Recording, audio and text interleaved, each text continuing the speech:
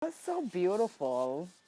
Yes. Such a nice little moment. Encanto. It's a favorite with 6 year olds now. And the parents thereof as well. I know that we don't talk about Bruno. It's a big song. Yeah. Anyways, guys, let's get to the stories that have been trending this week. It's time for the trending topics. Let's go.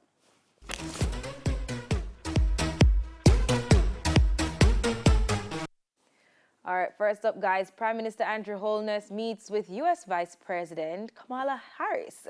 Now, Jamaica's PM met with the Jamaican American US VP in Washington, D.C. on March 29, and they discussed bilateral issues between the two countries. The U.S. committed $30 million to aid with the strengthening and the expansion of Jamaica's commerce, the boosting of human capital, and the reduction in the level of crime among at-risk youth. Interesting times ahead, and we love to see that connections are being made and discussions are had or held. We should, and we'll see what comes from it. That's a lot of money. Hopefully, we'll see some good use being, coming out of it. Yeah. Yeah. Definitely. Yeah, it's good to hear that, we finally have heard Kamala having conversations with Jamaica. That's for sure. I think that was a plus for a lot of people, to know that, wow, here is our very own, So it was very good to see that, they came to the table and had a discussion, and out of it came something that should be beneficial to our people.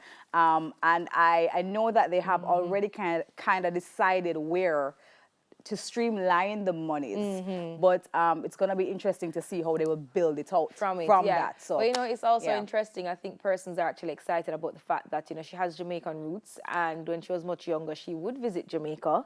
And I think this is the first time since it was Prime Minister P.J. Patterson visited the White House to have these kind of conversations in 1995.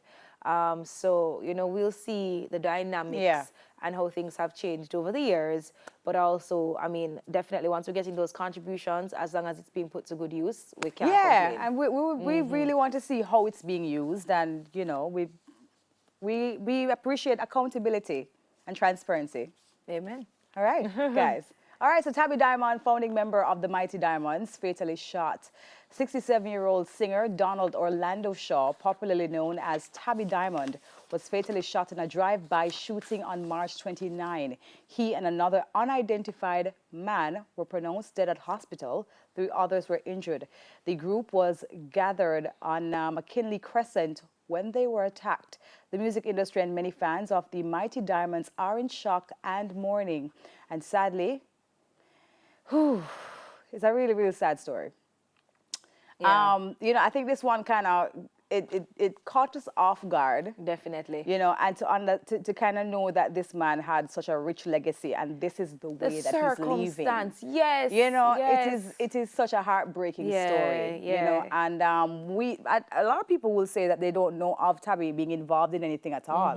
It could just be a wrong place at the wrong time. Wrong place, wrong time. And then you hear that there is a possibility that there's a possible family link as part of the investigation. And then, they also mentioned that it could possibly be linked to like gang violence, or it could be gang related. You see when these things happen, you hear a lot of things coming out. A lot of speculations. Yeah, man. It's just it's really, really sad.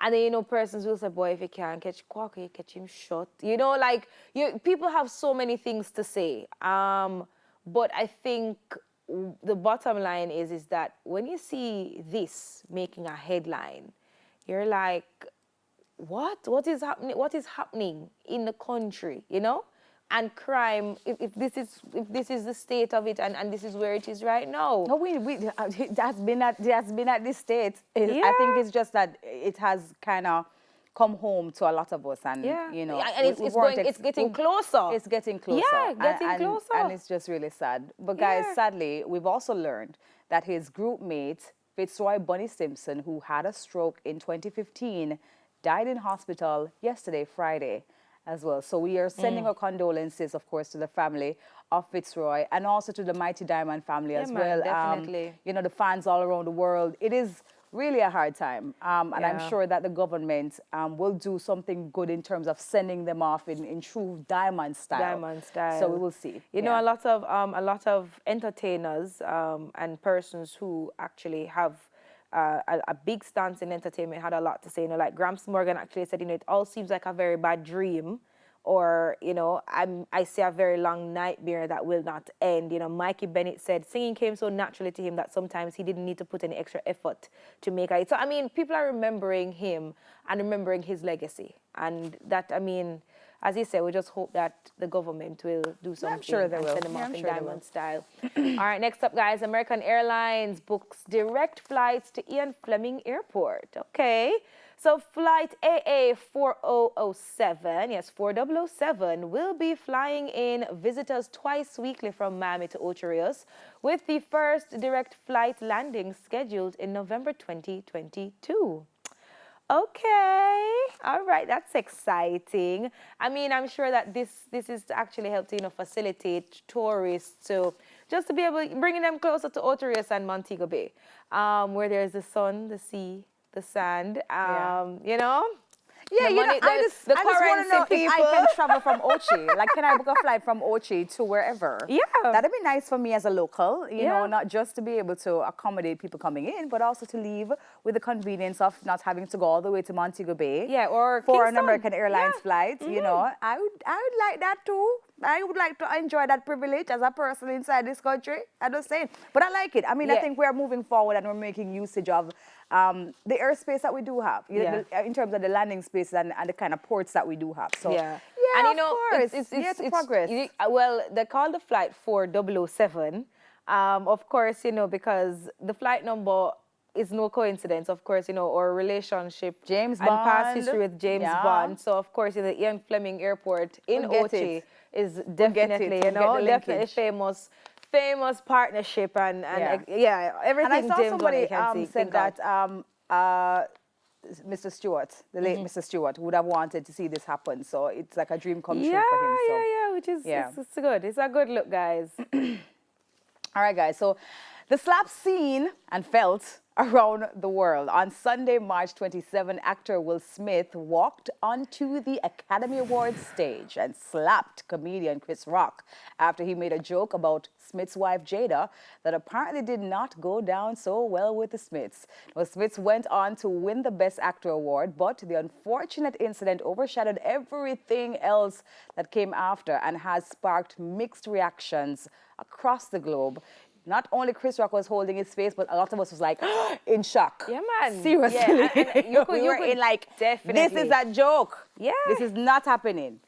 This cannot be happening for real.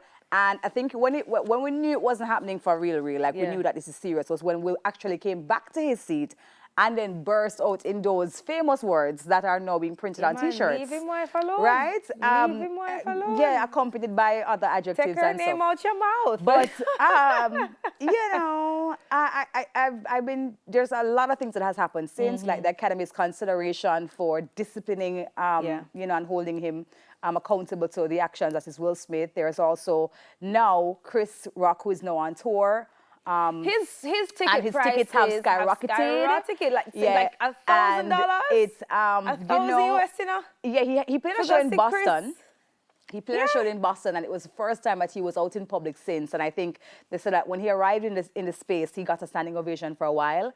But not only that, but, you know, persons were there kind of waiting for him and anticipating that he would have made reference to it. He did in some ways, but he said, you know, I'm still processing it, you know, what will happen. I'll speak about it, but I had prepared a whole heap of jokes already for you guys. So I'm going to do that. And when I'm ready, I'll talk about it. But it's so interesting that he said, you know, he's not going to press charges. And then they actually asked Will to leave after the incident happened, and he refused. But we were told as well that those claims were not true from somebody from Will's camp that said that the Academy did not ask Will Smith But then it's so interesting that probably they didn't ask him to leave because, well, some sources say that the Academy were the ones who wrote the joke for Chris.